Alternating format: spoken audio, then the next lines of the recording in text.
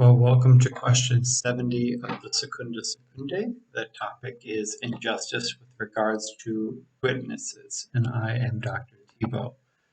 As we've been continuing on, the theory we're under is under the theory of justice. It's under issues of commutative justice, which is justice between individuals within a society, between two individuals. And we looked at the deeds, which are vices, which were deeds, in contrast to commutative justice earlier. And now we are on to words, which are contradictions or injuries of commutative justice. And particularly, these questions 67 through 71 are dealing with the legal system. So some things are familiar because they are the same under the current legal system that we're under, and probably you're under, no matter where you are. Things have a way of being universal, so they kind of follow us. This topic is unjust witness. You can see from this list, you can see everything we've covered so far and what is to come. The defense attorney is the last one. So first question in the article was, is man bound to give evidence? And the answer is man is sometimes bound to give evidence. Some of these are kind of quirky in the way that they are done. So sometimes evidence is required. If your superior forbids you from giving evidence, you probably should not. It doesn't really say who your superior is. Previously, it was listed that a judge is your superior. The prince is your superior. You probably have religious superiors. There are many different forms of superiors. Anyone who has legitimate authority over you would be your superior. So if your superior tells you to, then you should. If your superior tells you not to, then you should probably not. It says, though, that if it's a secret matter and no one commands you to do it, then you don't really have to do it. Although the question is, what is a secret? What is a secret matter which is intended to be secret? You can see some parts of this which does make it into the present day system. So this idea of presidential immunity, something we dealt with in the last few years, this question of presidential immunity. If you work for the President of the United States in an official capacity and Congress wants to interview you, question you about the activities going on in the White House, you might be able to claim presidential immunity because your superior, the President of the United States, might be, in regards to your job and justice within society, the president is has a higher authority in that regard. So therefore, you wouldn't have to give evidence against them. Another example in modern law would be that a husband and wife don't have to testify against each other. That's an example that each one being each other's superior is greater than that of the government, although the government gives it more in order to protect the unity of families, but because they recognize that kind of superior relationship. But there is an exception where you really should, you ought to, you're required to even to give certain evidence under different circumstances, and those circumstances are, as he pointed out, St. Thomas points out, deliver a man from an unjust death or penalty, or from false defamation or some loss. The standard is pretty low. So do you have to give evidence? Well, if your superior tells you to, then you do.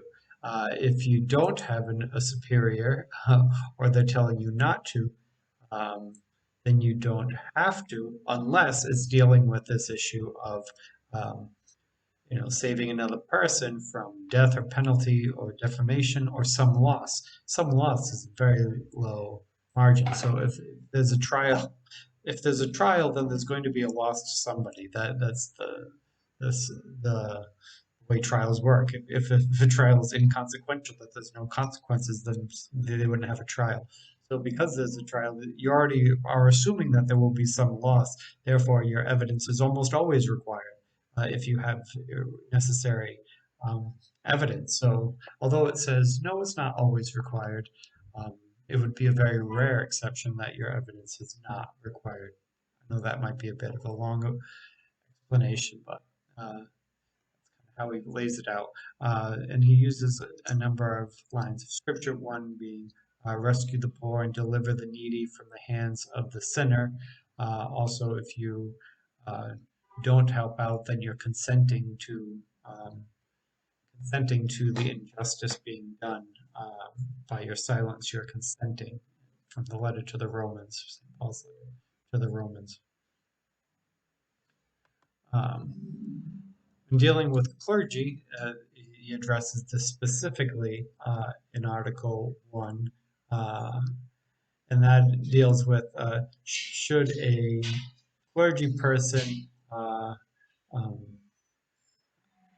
have to give evidence to against another person? That's for one. And the other part is should a priest or bishop who's heard a confession divulge the confession as a witness? The first one is fairly obvious, I hopefully, that the priest or bishop cannot divulge anybody's confession because he knows such things not as a man, but as God's minister. Breaking of the seal of the confessional. So St. Thomas is against that. So clergy people do not make good witnesses if their information was gathered from the confession. Also, if it's of a serious matter, and particularly of the death penalty, St. Thomas says it's really not a good look for clergy to be testifying publicly to the condemnation of, of a brother, of the layperson or anyone. If a person is going to be put to death, it's going to be hard to confess their sins to a priest before they're put to death. Therefore, in some sense, you're damning that soul to hell by creating a barrier. That it's really the job of the church to be seeking out mercy and grace for its people, not punishment. The church working with the civil authorities to put people to death isn't a good look for the church. St. Thomas is pointing out. Um, the only little opposition to that would be the whole idea of these punishments that the law intends to drive man towards virtue. So the law is good. And he's already warned before that a judge should be lenient in remitting crimes, remitting punishments, because it's necessary for the person's salvation in order to deal with the penitential aspect of their punishment. So if a priest were to participate in it, under St. Thomas's view, the justice system isn't for no reason. It's for the salvation of souls and the preservation of the Commonwealth. So, but still, he thinks it's probably not the best place for the church to be physically present is in the witness box, putting people, testifying, putting people to death. Although he doesn't point it out as a prohibition, but he does point out that it should be no clergy person should be coerced or forced to do that. The clergy person should be able to look at the situations individually. And the objections, it says that a clergy person should not, but St. Thomas doesn't say that a clergy person can't, just that they should be coerced because it's probably not good.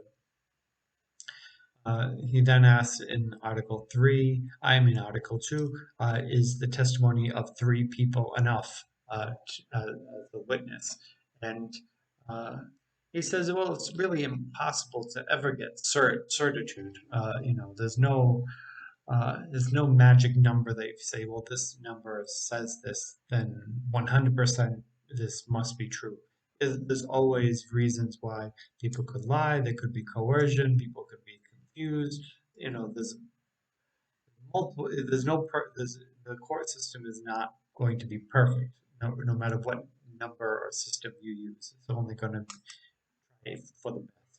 Uh, and he says that two witnesses are really required for the sake of greater certitude. Three is a more perfect number. And he uses the Trinity as an example, and three threads of rope twisted together makes for the strongest rope. Um, Three is better than two. Two people are more easily deceived. Three people, it's more of a certitude that it's correct.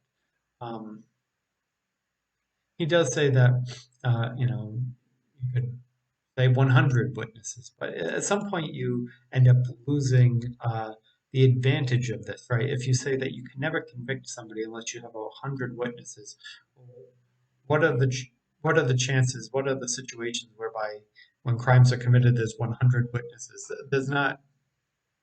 It's hard enough to get three witnesses. To get 100 witnesses might be nearly impossible. Therefore, a lot of guilty people would be let off because it's not enough witnesses. You could already make that claim of three, but at least it's a low enough number that it's possible to get three, um, but not so high as to make it impossible to ever convict anyone.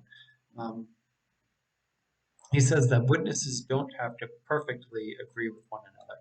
Now, witnesses on the same side of uh, the accuser of the accused, those witnesses should not disagree with each other on substantial matters. But if one witness says, I don't really recall, and another person says, I do recall, well, that's not a contradiction. He would say that's perfectly okay. Uh, and if there's small details, we shouldn't throw out the witnesses' testimony if they disagree on small things. As we pointed out earlier, if three people watch something, there's a good chance three people will all have a different interpretation. And he quotes from St. John Chrysostom in a homily on the Gospel of Matthew, saying, if witnesses agree in every point, even in the minutest detail, they seem to have conspired together to say the same thing. So, if people's testimonies are perfectly aligned, then that might actually be a sign that it's not true. But he says you need a wise and prudent judge in order to read through these things. Hopefully, a wise judge can see through. He then brings up clergy again. I almost put this with the clergy section before, but it really is tied to this three matter.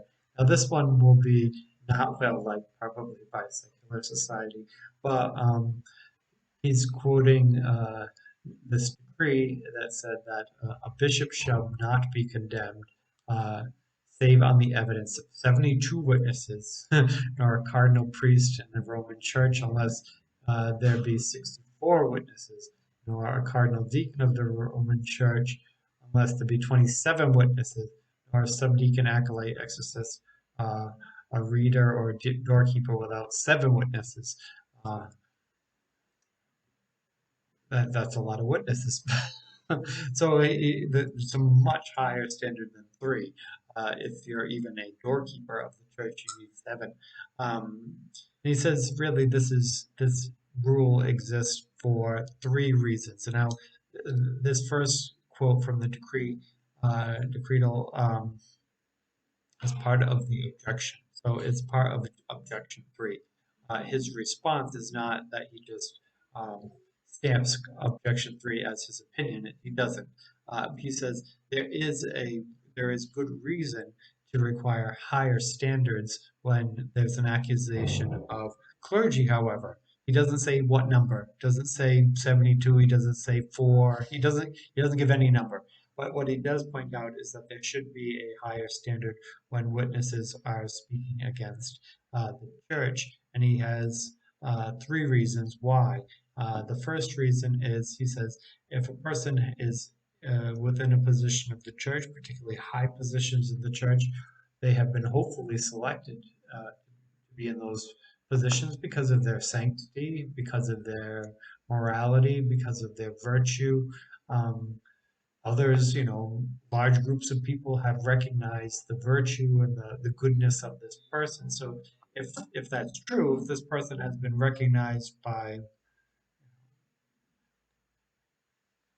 the other bishops, the other priests, the Pope, the Curia, the Holy See, the Apostolic Nuncio, a whole diocese. If all of these people have selected this person to be in this high-ranking position, then you have a lot of character witnesses built into their position. The person wouldn't even be in that position unless people had vouched for their character to that point. Therefore, if they were to say something, it should carry more weight than if I were to say something, because I have not been vouched for by nuncios and popes and priests and a handful, dozens, if not hundreds of other people.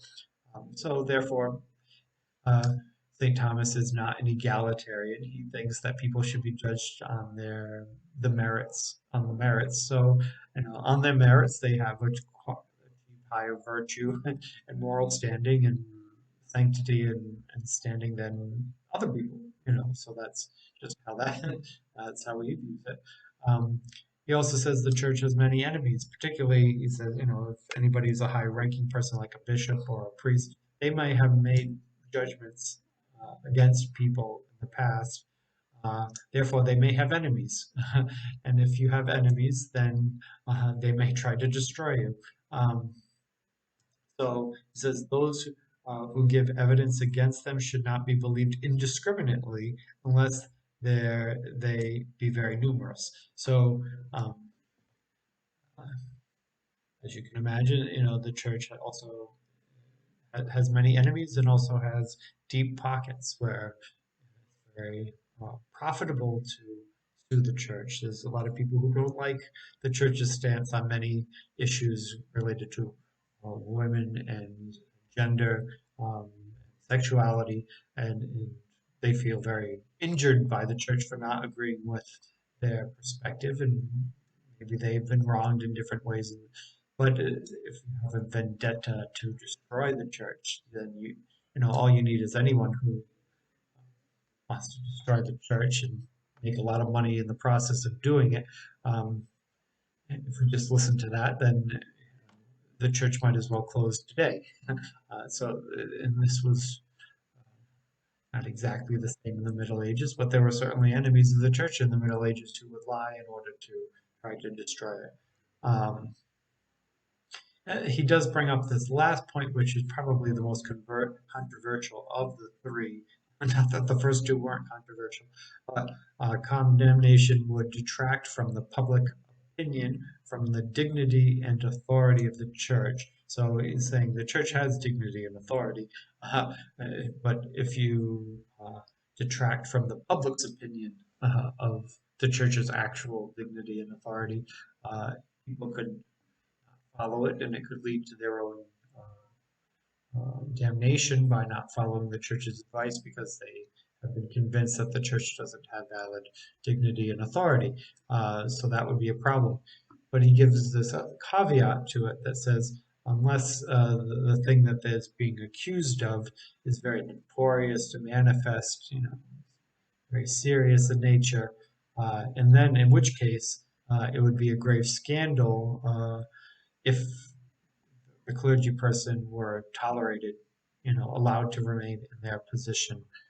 So this would be the issue. This is perhaps where the church had gotten into trouble in the past, where it's trying to uh, cover things up in order to maintain their dignity, the public opinion uh, about the dignity and authority of the church. If the church is seen as having pedophilia priests, that hurts the dignity and teaching authority of the church. Uh, Therefore, souls may be lost if that's the public opinion of the church. However, if you cover things up, um, that might do worse. It would be give grave scandal as it has. So it was this. balancing act in St. Thomas, and it was a balancing act even until recently.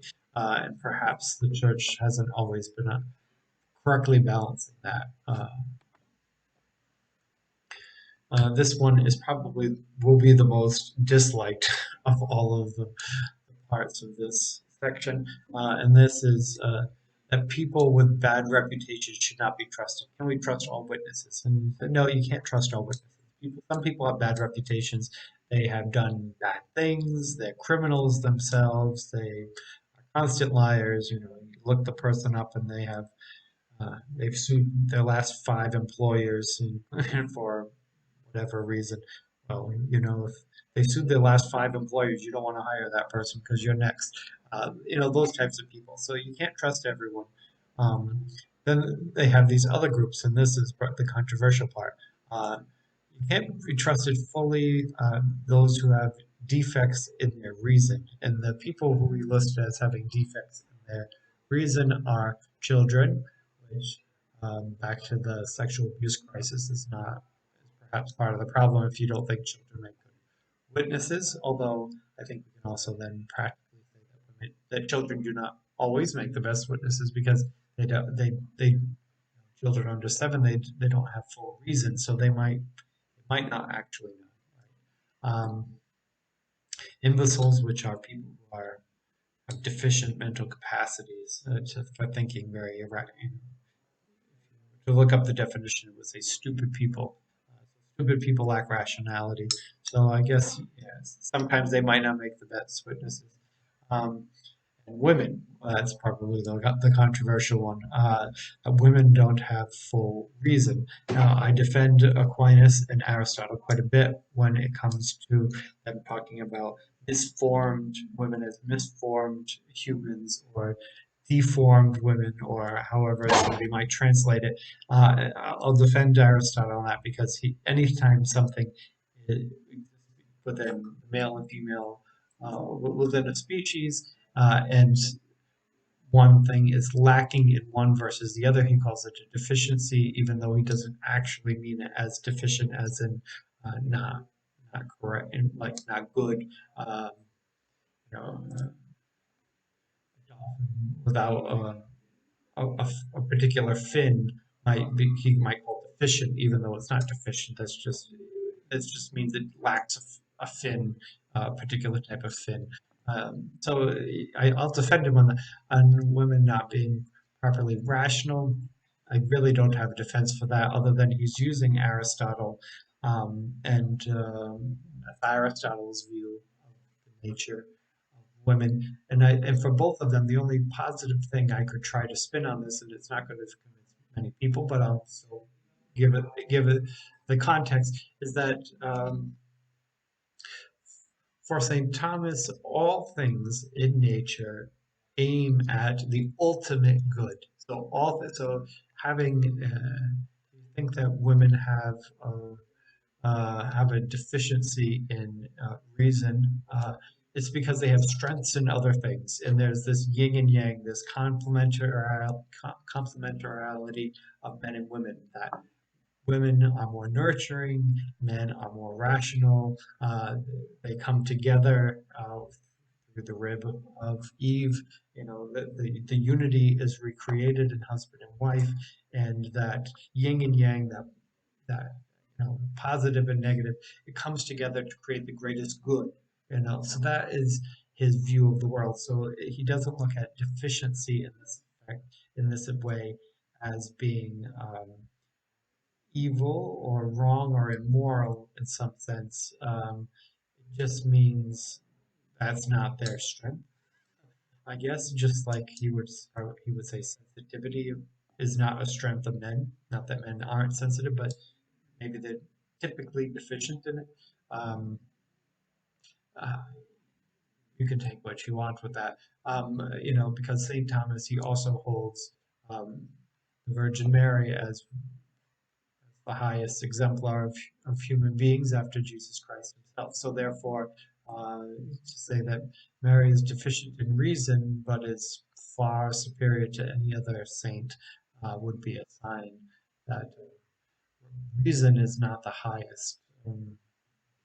sign of sanctity. So, very long explanation, but he does say that women wouldn't make the best witnesses because perhaps they are more emotional than rational. Probably plenty of people today who say that. And I'll also put it out there today that if you looked at the Catechism, you looked at Pope Francis, you looked at John Paul II, and they say this is absolutely not true today. That men and women are equally rational, equally connected to reason. So this is not the teaching of the Church in the present day as well. So just to point that out. The other people who you can't trust as witnesses are enemies of one of the parties, and also family or household ties are not good witnesses because they're biased. Other external conditions of people not to be trusted. Now, here's another group that is going to be controversial. Poor people, he says, the poor, slaves, and those who are under the authority of another. Um, so jump back into this.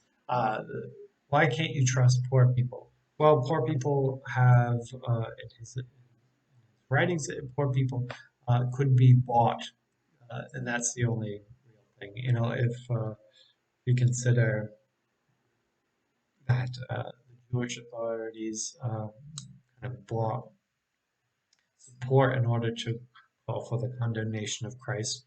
Similarly, um, buying the poor to, you know, the poor are so desperate. If you give them some money, they'll say anything because they're so desperate. So you can't just trust the testimony of a poor person. I suppose there are some poor people that you would trust, you know, but you can't just.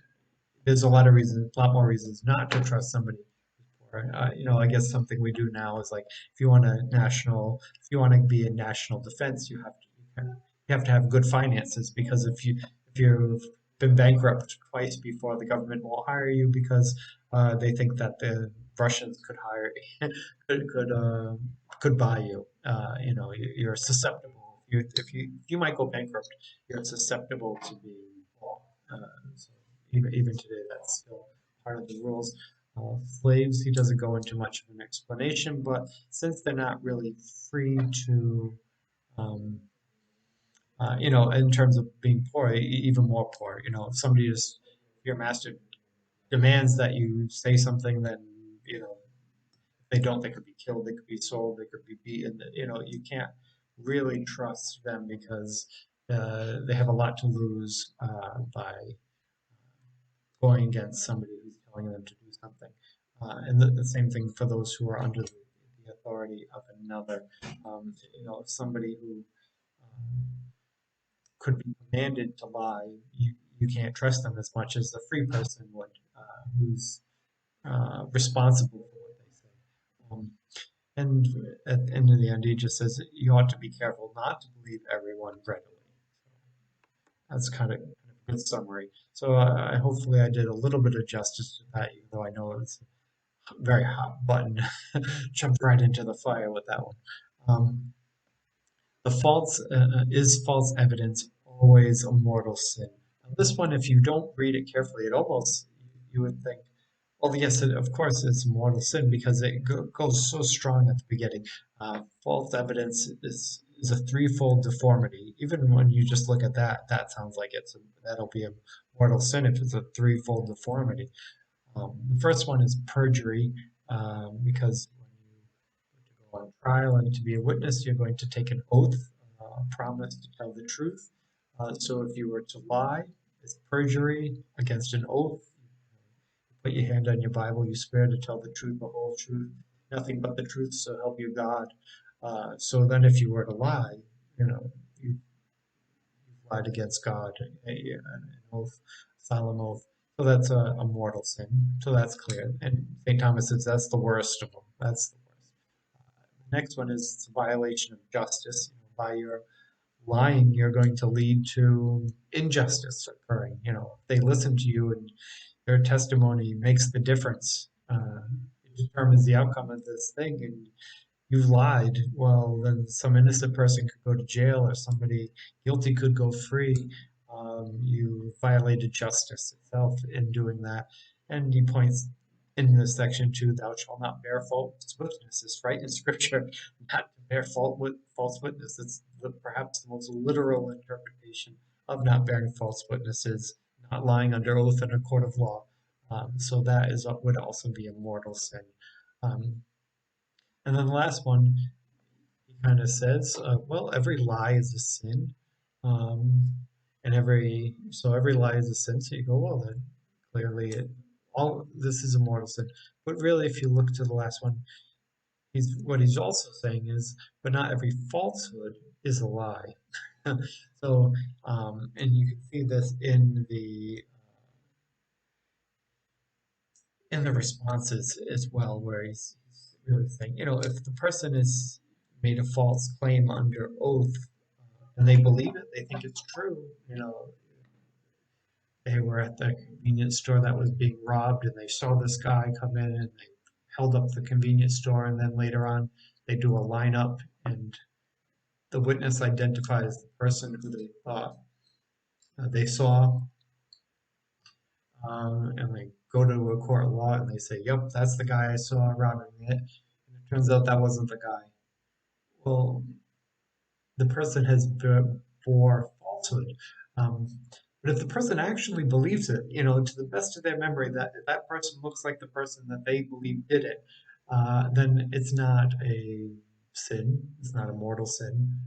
So you have to intentionally try to deceive somebody. You have to perjure yourself. You have to intend to violate justice. Then it's a mortal sin. It violates charity, but against your neighbor and against God. But it's not. If you just got it wrong. You know, Unintentionally you got it wrong. People during a stick up, their adrenaline's running. Emotions are kicking in, fight and flight. People don't make the best witnesses in those situations, which a jury should know, a judge should know. But sometimes a person is absolutely convinced of something, but it's not. No fault of their own. They didn't get it right. So in conclusion, a person you they say you don't always have to give evidence, but when you look at the situations, you pretty much always have to give evidence if you have evidence, um, unless it was obtained as a confessional or it's a priest who accuses that it would be bad for them to be up there accusing their parishioners of some terrible thing. They would be better used, if the person, let's say, the person's already going to go to jail, there's 10 other witnesses, they don't need your testimony to do this, then maybe it would be better for you to be working on the pastoral aspect as a priest rather than on the conviction part. Um, he said that three people really is the perfect number for witnesses. It's low enough that you could actually get three witnesses, but it's more, it gets it's enough that it's probably will get away from just one person making a mistake or two people making a mistake. Um, he really points out that many people are not ideal witnesses, right? He points out a number of reasons why people are not good witnesses. And sometimes it is a mortal sin to give false evidence. You should always try not to give false evidence, but some people do give false evidence by mistake, in which case it's not a mortal sin in that case. However, if you commit perjury, you intend to create disordered justice, create injustice, then that would be a mortal sin. Uh, and that's all we have uh, for this time. The next one is unjust defense attorney. So look forward to seeing you then.